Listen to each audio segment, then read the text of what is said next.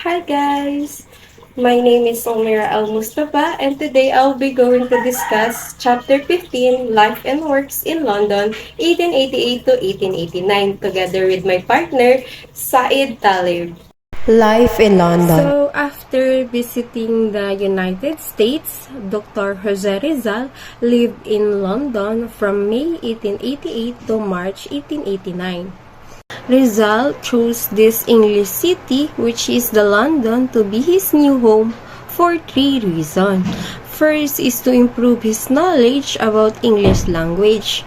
Alam naman natin na ang pangunahing dialekto ng London ay English at kailangan sanayin ni Rizal ang kanyang sarili na makipag-usap sa mga taong nagsasalita nito. Second, to study and annotate Morga's Sucesos de las Islas Filipinas, a rare copy which he heard available at British Museum. Ang Sucesos de las Islas Filipinas ay isang pambihirang sipi na tumatalakay sa mga pangyayari sa Pilipinas na matatagpuan lamang sa Museo ng Britanya. At heto naman si Antonio de Morga na sumulat ng Sucesos de las Islas Filipinas. At heto naman ang British Museum kung saan ginugol ni Rizal ang kanyang maraming pag-aaral sa London patungkol sa Sucesos de las Islas Filipinas.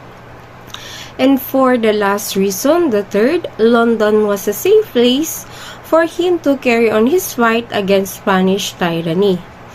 Overall, Jose Rizal came to London not just to study but also to know what he could do to fight the Spanish cruelty. In London, he deeply engaged in Filipiniana studies. He completed annotating Morga's book. He wrote many articles for La Solidaridad in defense of his people against Spanish critics. He penned a famous letter to the young women of Malolos, and he carried his voluminous correspondence with Blumentritt and other friends and relatives. So let's dig deeper and understand what I have said earlier. Trip across the Atlantic. Ang pagbiyahe ni Rizal mula New York hanggang sa Liverpool, nagkaroon siya ng maraming bagong kaibigan sa loob ng barko na tinatawag na City of Rome. Dahil sa pagkamaalam ni Rizal sa maraming wika, naging mas madali ang pakikipag-usap niya sa mga tao doon at siya ay natural na palakaibigan din. Ang mga pasaherong Amerikano at Europeo ay aliw na aliw dahil sa likas na paggaling ni Rizal sa paggamit ng yoyo. Yoyo is a toy used by Filipino children, but Rizal manipulated it as a weapon of offense. Tinalakay din ni Rizal ang suliraning panlipunan at pampolitika sa mga Amerikanong mamamahayag, and he found out that they are lacking in geopolitics. At nakarating si Rizal sa Liverpool, England noong May 24, 1888, and he spent the night at the port in Adelphi Hotel. Life in London. When Rizal came to London, he temporarily stayed at the house of Antonio Maria Regidor, na isang takas na Filipino sa Guam, Mariana Island noong 1872, at nagtatrabaho bilang abogado sa London. Rizal was a boarder of Becket family. Ang may-ari ng isang bahay ng nasabing paupahan ay ang pamilyang Becket na isang organista ng katedral ng St. Paul. Ang bahay ng mga Becket ay nasa magandang lokasyon malapit sa British Museum. At dahil nga nangungupahan si Rizal sa Becket family, nakilala niya si Gertrude Becket who fell in love with him. Nakilala rin ni Rizal si Dr. Reinhold Rose, isang bibliotekaryo na may isang ugnayang panlabas. Dr. Reinhold Rose was a librarian of the Ministry of Foreign Affairs and an authority of Malayan language and customs. He called Rizal a pearl of man, una perla de hombre, since the Filipinos were always considered stupid, lazy, and lacked dignity, while Jose Rizal proved the opposite of all these qualities. He showed the finest characteristics of race or ethnicity. Dr. Reinhold Rose was impressed by Rizal's teaming and character, and he gladly recommended Rizal to the authorities of British Museum. News from home. So there are two news that came to Rizal, good news and bad news. So let us know first the bad news. First, persecution of the Filipino patriots who signed the Anti-Friar Petition 1888. Second, persecution of the Calamba tenants, including Rizal family, were being persecuted by the Dominicans. Third, Rizal's brother-in-law Manuel T. Hidalgo, husband of Saturnino, was exiled by Governor General Weyler to Bohol without due process of law. Fourth, Mariano Herbosa, husband of Lucia, was denied of Christian burial because of the malicious rumor that he had not confessed since marriage.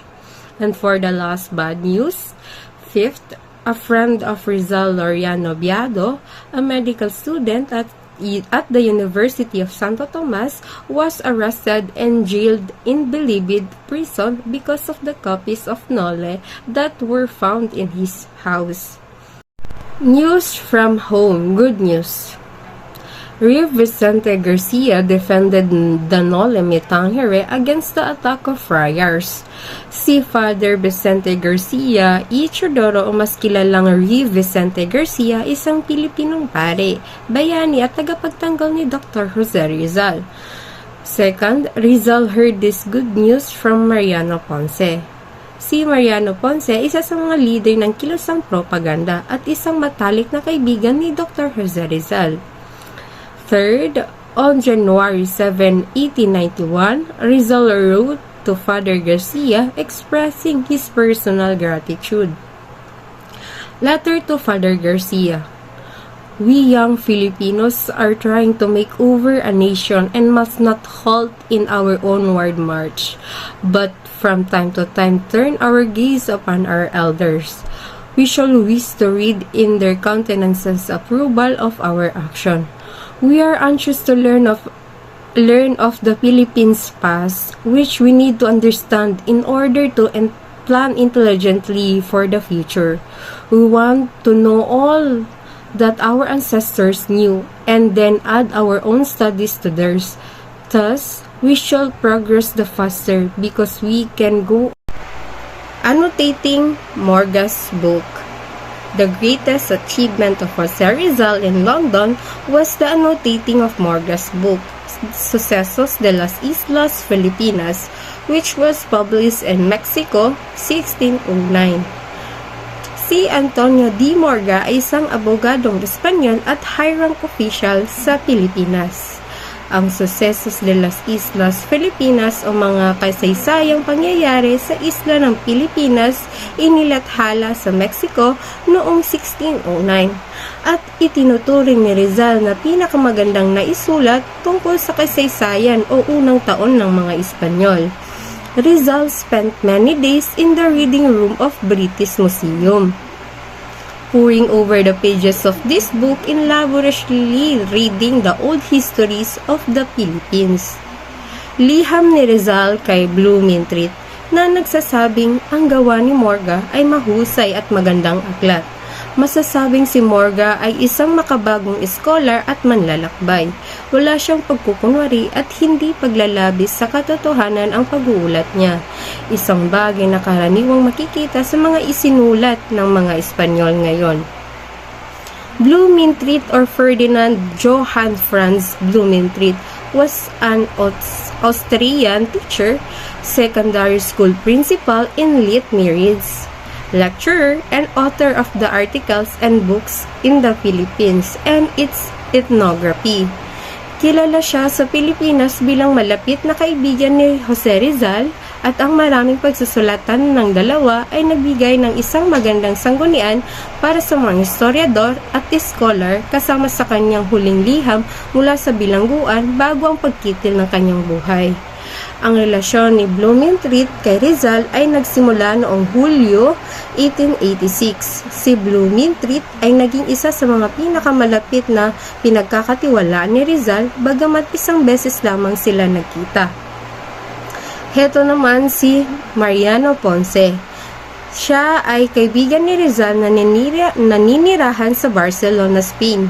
Hinikayat niya na maging patnogot ng isang pahayagan na magtatanggol sa interes ng mga Pilipino laban sa pag-uusig ng mga Espanyol.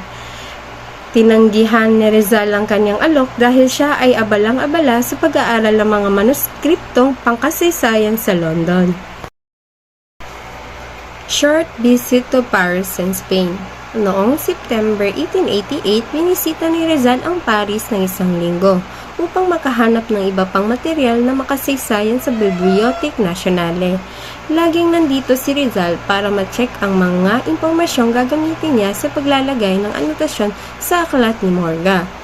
On December 11, 1888, for the first time, Rizal met Marcelo del Pilar and Marciano Ponce, the two titans of propaganda movement.